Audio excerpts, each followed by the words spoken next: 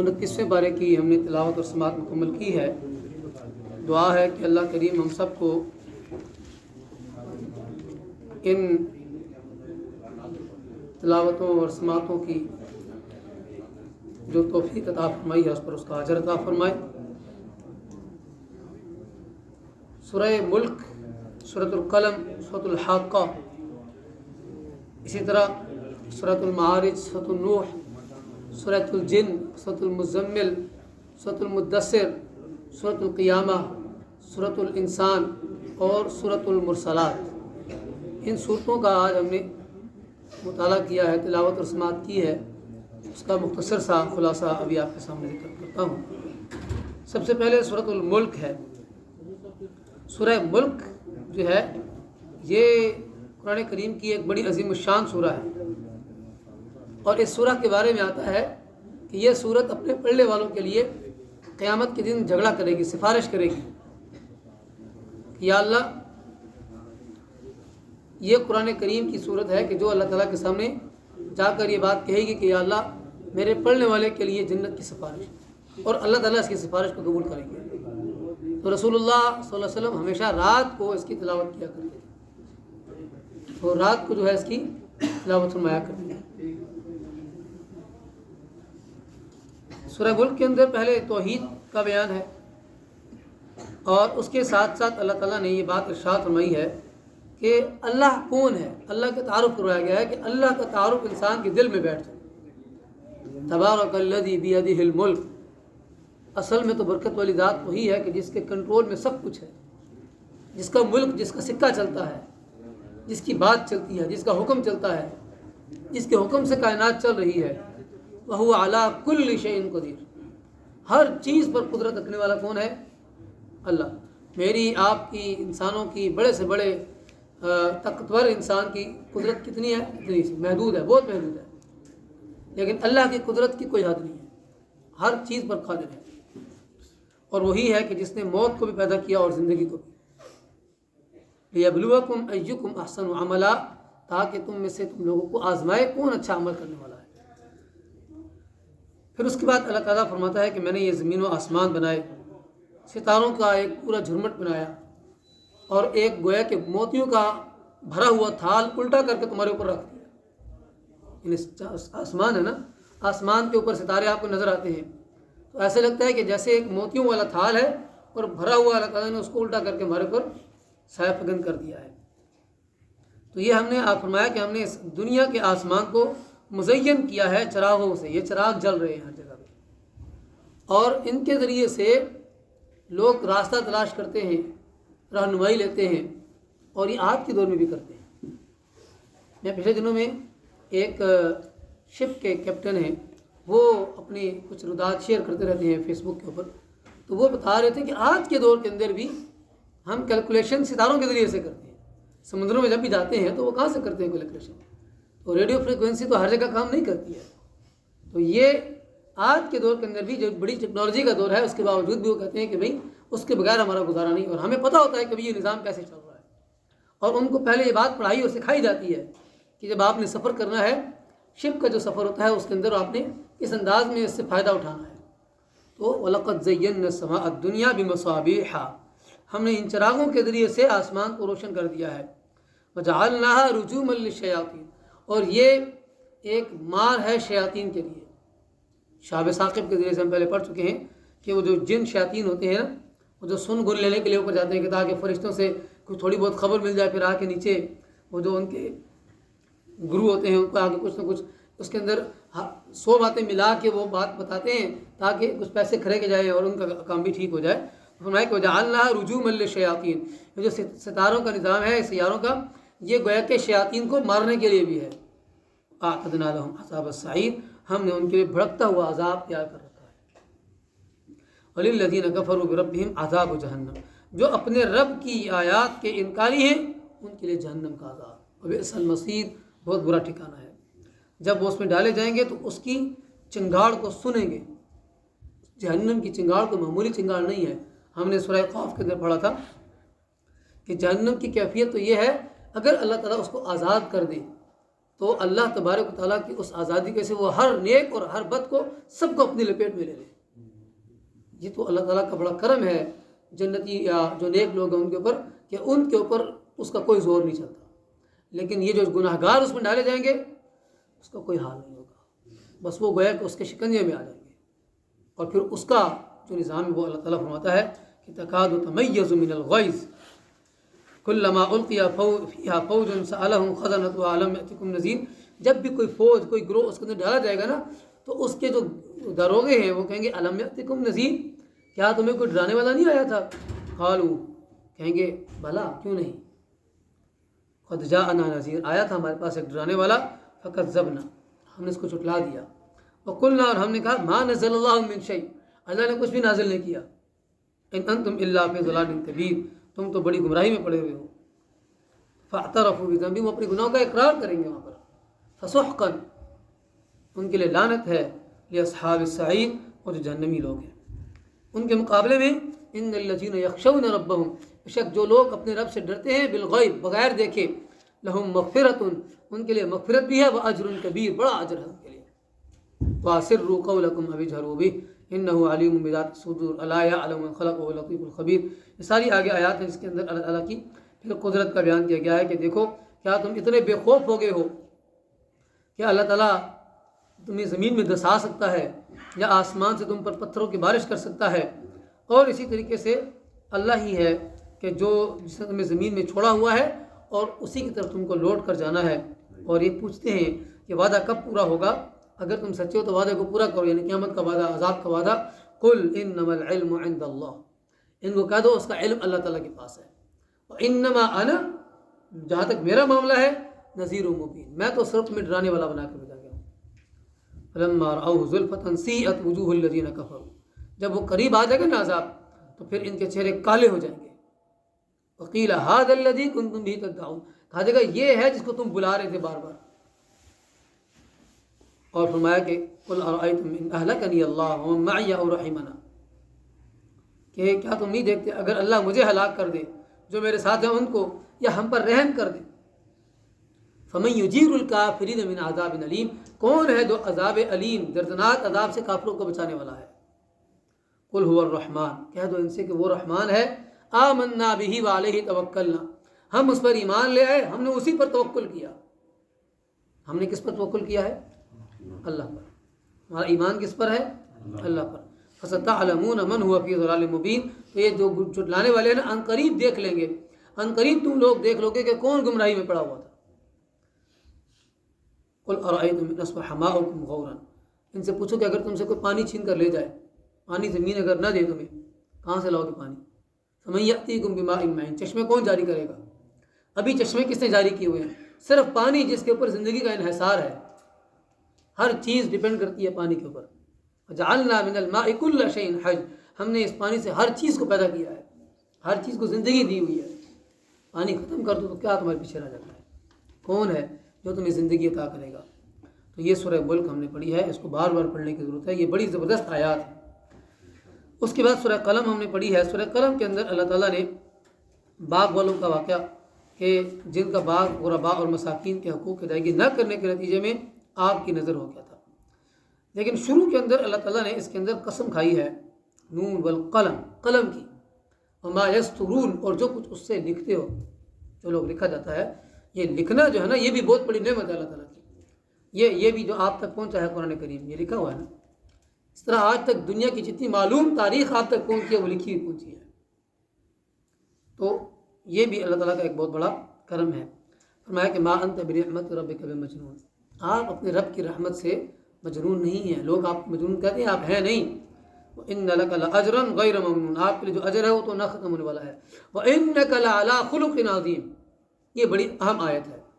اے اللہ کے نبی صلی اللہ علیہ وسلم، آپ کے بارے میں اللہ گواہی دے رہا ہے، آپ اخلاق کے اعلیٰ ترین درجے پر فائز. آپ کے اخلاق کی گواہی کون دے رہا ہے؟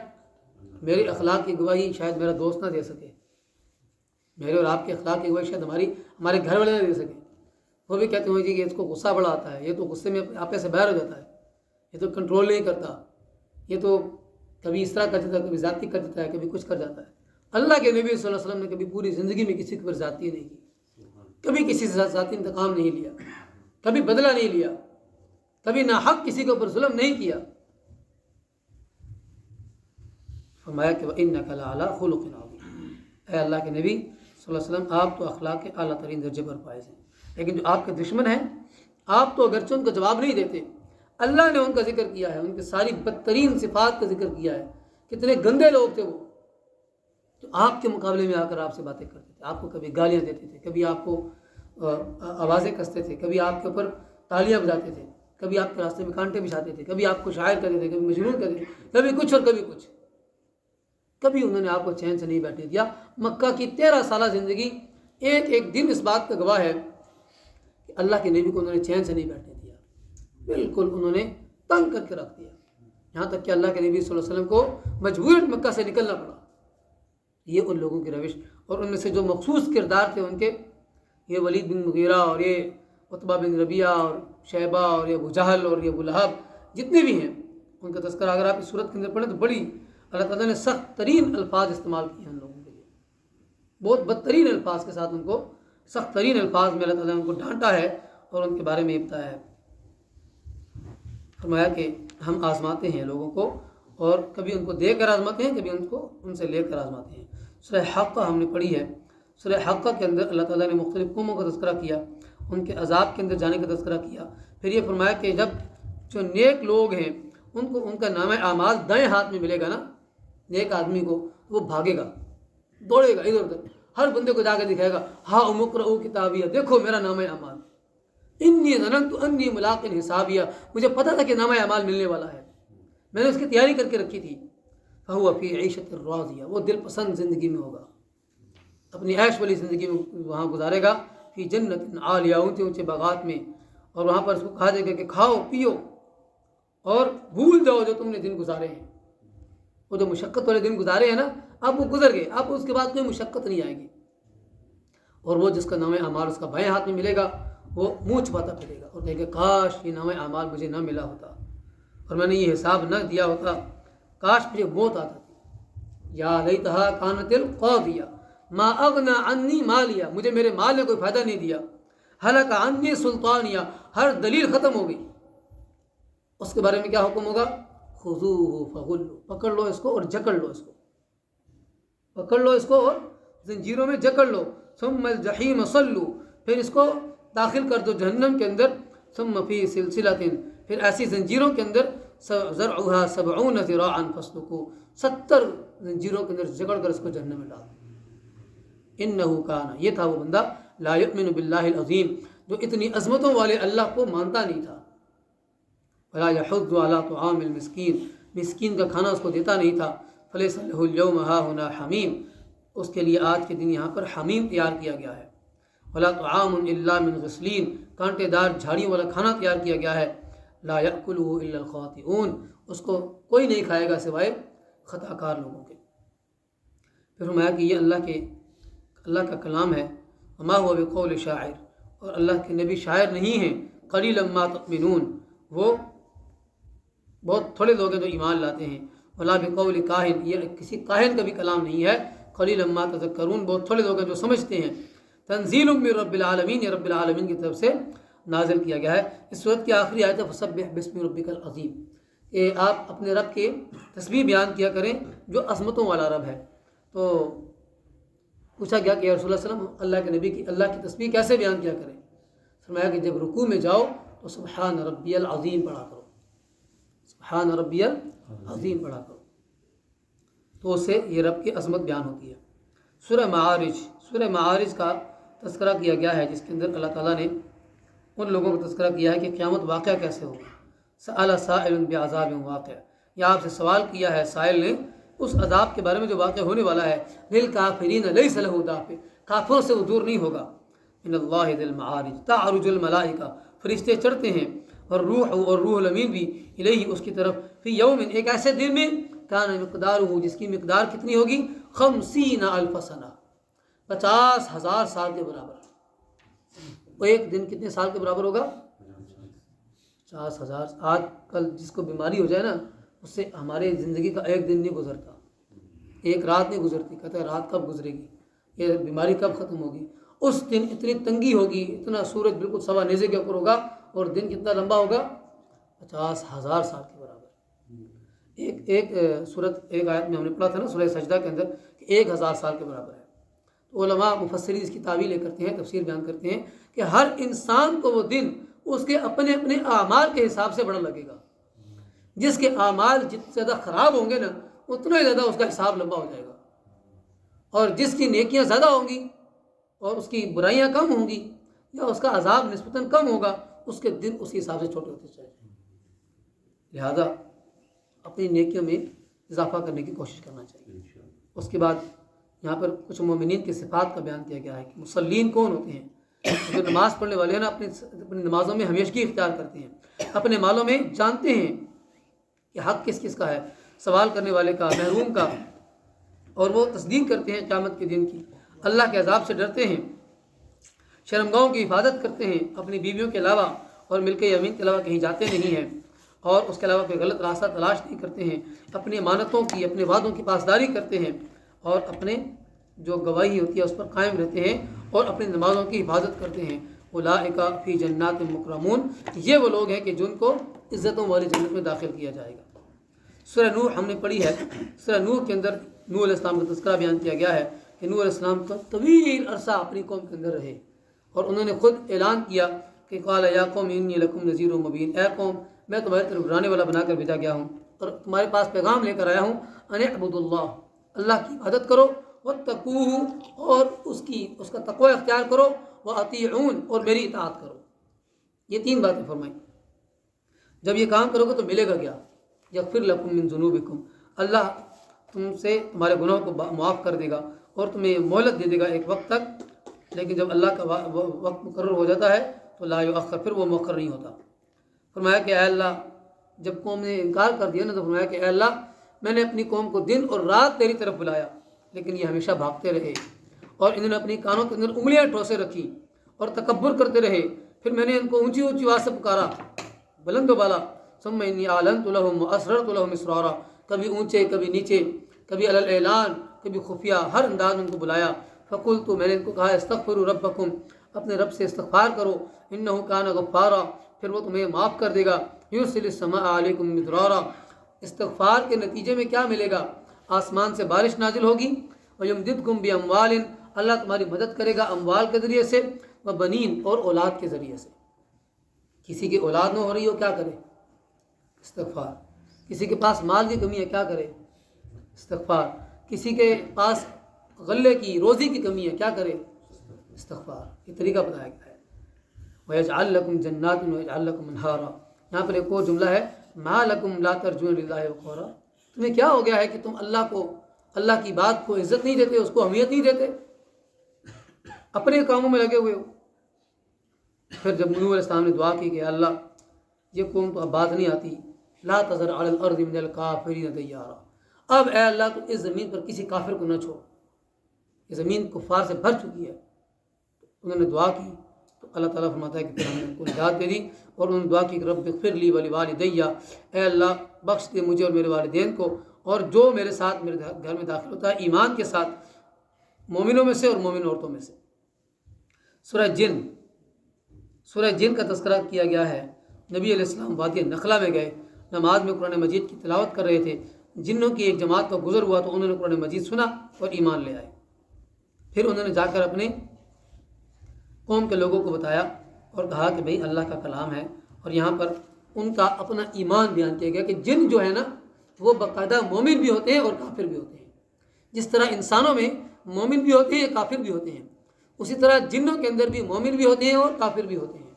اور جو مومن ہوتے ہیں وہ کہتے ہیں کہ ہم اللہ پر ایمان لانے والے ہیں، وَأَنَّا مِنَّا الصَّالِحُونَ وَمِنَّا دُونَ ذَلِكَ، وہ خود کہتے ہیں کہ ہمارے اندر صالح بھی ہوتے ہیں، نیک کار بھی ہوتے ہیں، وَمِنَّا دُونَ ذَلِكَ، اور جو نیک نہیں گناہ گار بھی ہوتے ہیں، اور وَأَنَّا ظَنَنَّا أَن لَّن نُعْجِزَ اللَّهَ فِي الْأَرْضِ، ہم نے سمجھ لیا ہم اللہ کو عاجز نہیں کر سکتے۔ یعنی جن جتنی مرضی قوتیں اور طاقتوں والا ہو، اللہ کے مقابلے میں کوئی طاقت نہیں ہے۔ اس لیے یہ لوگ جنوں کا اور یہ بھوتوں کا اور اس کا شکار ہو جاتے ہیں نا، کوئی بندہ ان کو آگے کہتا ہے کہ تمہارے بڑا جن ہے اور تم اتنے پیسے دو تو تمہارے جن اتاروں گا، اور یہ عورتوں کے اندر خاص طور پہ یہ معاملات ہوتے ہیں، تو فرمایا کہ یاد رکھو جن ایک محدود طاقت کا مالک ہے اور اللہ کی طاقت لامحدود ہے. جو اللہ کی رحمت کے سائے میں آ جائے گا کبھی بھی کوئی جن کوئی شیطان اس کو کچھ نہیں بگاڑ سکتا. اللہ پر ایمان مضبوط ہونا چاہیے لیکن آزمائش سے پناہ بھی مانگتے رہنا چاہیے. پھر فرمایا کہ وَأَنَّ الْمَسَاجِدَ لِلَّهِ فَلَا تَدْعُوا مَعَ اللَّهِ أَحَدًا. یہ مسجدیں اللہ کے لیے ہیں. بیت اللہ ہے نا جو مسجد حرام، اب وہاں پر کیا تھا؟ انہوں نے بت رکھے ہوئے تھے اور وہاں پر ان کی عبادت کرتے تھے. گھر اللہ کا ہے، بت انہوں نے اپنی عبادت کے لیے رکھے ہوئے. فرمایا کہ وَأَنَّ الْمَسَاجِدَ لِلَّهِ، مسجدیں اللہ کے لیے ہوتی ہیں. فَلَا تَدْعُوا مَعَ اللَّهِ أَحَدًا، ان مسجدوں میں آ کر اللہ کے علاوہ کسی اور کو نہ پکارو. سورہ مزمل ہم نے پڑھی ہے. سورہ مزمل کے اندر اللہ کے نبی صلی اللہ علیہ وسلم کی عبادت کا تذکرہ کیا گیا ہے کہ آپ پوری رات عبادت کیا کرتے تھے. تو آپ کو منع کیا گیا کہ رات کے کچھ حصے میں عبادت کریں، آدھی رات کو یا رات کے ایک حصے میں، اور قرآن کو ٹھہر ٹھہر کر پڑھیں. جب بھی آپ قرآن کو تلاوت کریں تو دوڑ یعنی بھاگنے کی ضرورت نہیں ہے، بلکہ بالکل ٹھہر ٹھہر کر قرآن کی تلاوت کریں. اِنَّا سَنُلْقِي عَلَيْكَ قَوْلًا ثَقِيلًا، ہم نے آپ پر ایک بڑا ہی بھاری بوجھ یعنی بڑا بھاری قول ہے جو آپ کے اوپر نازل کیا گیا ہے. اور یاد رکھیے کہ رات کا جو کھڑا ہونا ہے نا، رات کی جو قیام کرنا ہے، یہ اللہ تعالیٰ کو بڑا محبوب ہے، کیونکہ دن میں تو آپ کے لیے بڑی ہی شقت والے کام ہوتے ہیں. تو اللہ تعالیٰ کا نام لے کر اس کا ذکر کیا کریں، اور جو آپ کو لوگ کہتے ہیں اس پر صبر کیا کریں اور ان کو چھوڑ دیں. وَذَرْنِي وَالْمُكَذِّبِينَ، مجھے اور ان مکذبین جھٹلانے والوں کو بس میرا اور آپ کا معاملہ جو ہے یہ آپ کے ساتھ رحمت والا معاملہ ہے. مجھے اور مکذبین جھٹلانے والوں کو چھوڑ دیجیے، میں خود ان سے نمٹ لوں گا. فرمایا کہ یوم ترجف الارض والجبال، جس دن زمین کو ہلایا جائے گا، پہاڑوں کو ہلایا جائے گا اور یہ پہاڑ سارے کے سارے رضا ہو جائیں گے. ایسے ہی ہے جیسے ہم نے فرعون کی طرف رسولوں کو بھیجا، اس نے انکار کیا تو ہم نے اس کو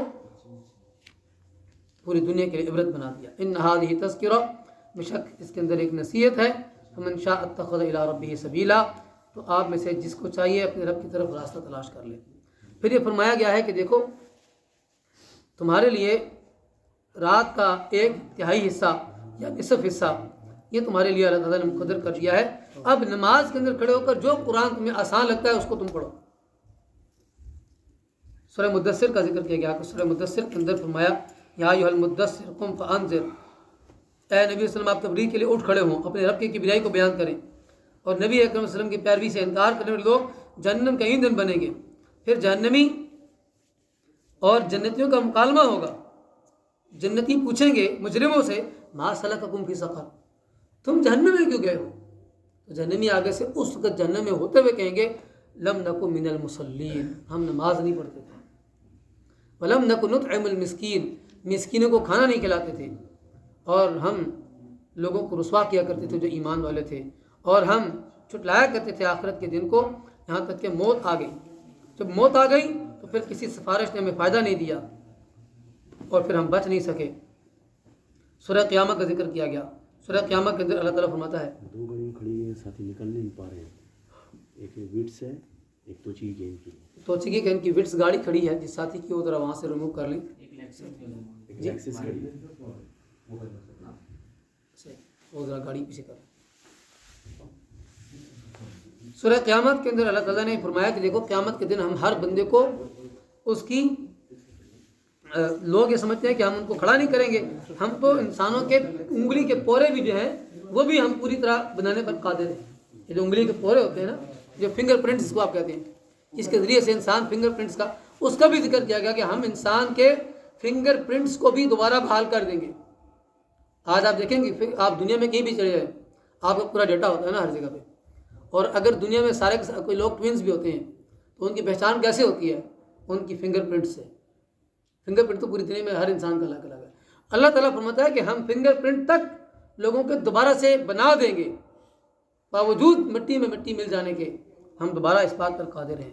انسان کہے گا میں کہاں بھاگ کر جاؤں قیامت کے دن، اس دن کوئی بھاگ نہیں سکے گا. پھر اللہ کے نبی صلی اللہ علیہ وسلم کو فرمایا گیا کہ دیکھیں آپ قرآن پاک میں جب وحی نازل ہو رہی ہوتی ہے تو جلدی جلدی نہ پڑھا کریں، ہمارا کام ہے کہ ہم آپ کو یاد کروائیں. پھر موت کا ذکر کیا گیا کہ جب موت آتی ہے تو پھر انسان کہتا ہے کہ اب تو جدائی کا ٹائم ہے، اب تو پنڈلی سے پنڈلی مل رہی ہے، اب تو رب کی طرف جانے کا ٹائم آ گیا ہے. فرمایا کہ کیا انسان سمجھتا ہے کہ اس کو ایسی بیکار چھوڑ دیا جائے گا؟ نہیں، انسان کو اللہ تعالیٰ دوبارہ پکڑنے پر قادر ہے. سورۃ الدہر، اس کو سورۃ الانسان بھی کہا جاتا ہے، مدنی سورت ہے. اس کے اندر اللہ تعالیٰ فرماتا ہے کہ ہم نے انسان، ایک ایسا وقت تھا کہ جب انسان تھا ہی نہیں دنیا میں، کوئی اس کو جانتا پہچانتا نہیں تھا، تو ہم نے اس کو کیا کیا؟ فجعلناہ سمیعا بصیرا، ہم نے اس کو قوت سماعت بھی دی، یعنی بصارت بھی دی، بصیرت بھی دی، اس کو پورا شعور عطا کیا، پورے اس کو حواس عطا کیے، اور پھر ہم نے اس کو دونوں راستوں کی ہدایت دے دی، چاہے تو شکر گزار بندہ بن جائے اور چاہے تو ناشکرہ بندہ بن جائے۔ ہم نے کافروں کے لیے بیڑیاں تیار کر رکھی ہیں اور نیکوکار لوگوں کے لیے ہم نے بڑے بڑے انعامات تیار کر رکھے ہیں۔ سورہ مرسلات، ہواؤں کا تذکرہ، وہ ہوائیں کہ جو اللہ تبارک و تعالیٰ فرماتا ہے کہ جو چلتی ہیں اللہ تعالیٰ کے حکم سے، ان کا تذکرہ کیا گیا ہے کہ جتنی بھی ہوائیں ہیں یہ ساری کی ساری اللہ تعالیٰ کے حکم سے چلتی ہیں۔ پھر آپ اس صورت کے اندر بار بار یہ فرمایا گیا کہ ویل یومئذ للمکذبین، اس دن ہلاکت ہے جھٹلانے والے لوگوں کے لیے، جتنے بھی لوگ جھٹلانے والے ہیں سب کے لیے اللہ تعالیٰ فرماتا ہے یہ ہلاکت ہی ہلاکت ہے۔ اللہ تعالیٰ سے دعا ہے کہ اللہ تعالیٰ ہمیں اس قرآن کو سمجھنے کی توفیق عطا فرمائے۔ اللهم صل على محمد وعلى ال محمد وبارك وسلم وصل عليه۔ اللهم ربنا آتنا في الدنيا حسنة وفي الآخرة حسنة وقنا عذاب النار۔ اللهم إنك عفو كريم تحب العفو فاعف عنا۔ لا إله إلا أنت سبحانك إنا كنا من الظالمين۔ لا إله إلا أنت سبحانك إنا كنا من الظالمين۔ اللهم وفقنا لما تحب وترضى۔ صلى الله على النبي الكريم وعلى آله وأصحابه أجمعين برحمتك يا أرحم الراحمين۔